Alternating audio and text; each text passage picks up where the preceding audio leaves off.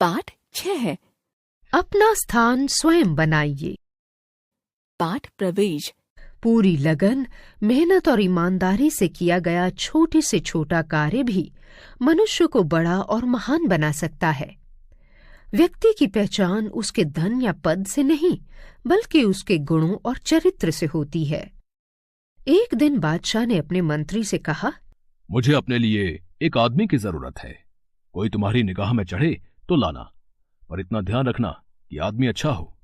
बहुत दिनों की जांच पड़ताल के बाद मंत्री को एक आदमी जचा।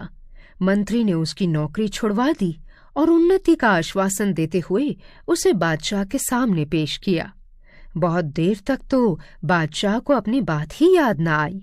बाद में बोले, हाँ, उस समय शायद कोई बात मन में थी, पर अब तो कोई बात नहीं है। मंत्री ने कहा, हुजूर, मैंने इसे हजारों में से छांटा है और इसकी बढ़िया नौकरी छुड़वाकर इसे यहां लाया हूं। हमारे पास तो इस समय कोई काम नहीं है, पर तुम इतना कह रहे हो तो हम अपने निजी कार्यालय में इसे सेवक के तौर पर रख सकते हैं। वेतन 15 रुपए मिलेगा। मंत्री को बुरा लगा, पर उस युवक ने कहा, मेरे लिए सबसे बड़ा वेतन यह है कि मुझे अपने बादशाह की सेवा करने का मौका मिलेगा। वो नौकरी के लिए तैयार हो गया। मंत्री जब उसे कार्यालय में छोड़ने गया तो वहां धूल ही धूल थी, क्योंकि बादशाह वहां न तो कभी जाते थे और न ही वहां काम करते थे। मंत्री ये सब देखकर दुखी हुआ, पर युवक खुश था। उसने इसके लिए मंत्री के प्रति आभार भी प्रकट किया। उस कार्यालय में एक छोटी सी कोठरी भी थी। युवक ने उसकी जांच पड़ताल की तो पता चला कि बीते वर्षों में बादशाह के पास जो निजी पत्र आए थे, उनके लिफाफों का ढेर उस कोठरी में था। उनमें से बहुत से लिफाफों पर सोने की पच्चीकारी थी और रत्न जड़े हुए थे।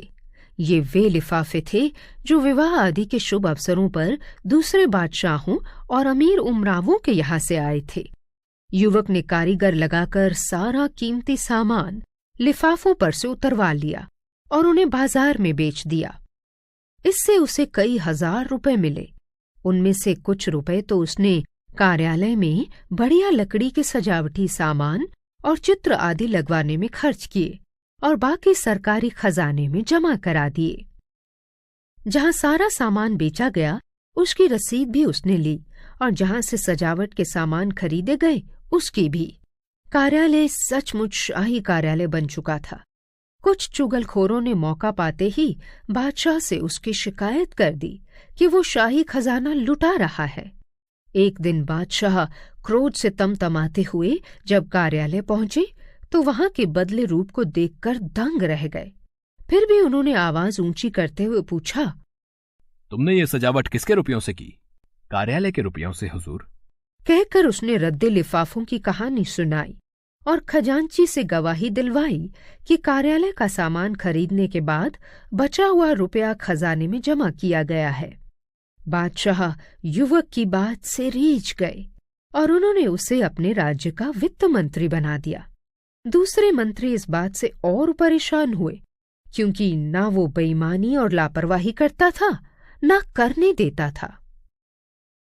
जो भी मंत्री बादशाह के पास जाता, किसी न किसी बहाने उस युवक की शिकायत करता, जिससे कि वो बादशाह की नजरों में गिर जाए। एक दिन रात को 2 बजे बादशाह ने अपने सेनापति को बुलाकर कहा, हमारे सब मंत्रियों को उनके घरों से उठाकर इस कक्ष में ले आओ, लेकिन वे जिस हालत में हों उसी हालत में लाए जाएं। ये हमारा हुक्म है। अगर कोई पलंग पर सो रहा हो तो उसे पलंग सहित ज्यों का त्यों लाया जाए, और कोई कालीन पर बैठा चौपड़ खेल रहा हो तो उसे कालीन समेत लाया जाए। करीब 1 घंटे के भीतर सब मंत्री बादशाह के बड़े कक्ष में लाए गए। 8 में से 7 मंत्री नशे में धुत थे। उनमें से कुछ जुआ खेल रहे थे। वित्त मंत्री जी एक चौकी पर बैठे दिए की रोशनी में कोई कागज देख रहे थे। सब मंत्री बहुत लज्जित हुए।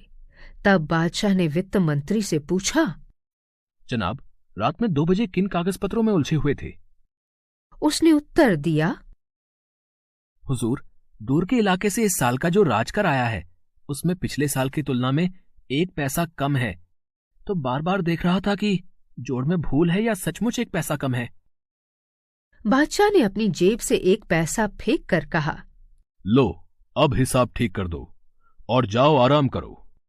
वित्त मंत्री ने नम्रता के साथ पैसा वापस करते हुए कहा, हुजूर, इसमें पैसा तो मैं भी डाल सकता था, पर यदि पैसा कम है और इसके लिए पूछताछ न हुई तो इससे पदाधिकारियों में ढील और बेईमानी पैदा होगी।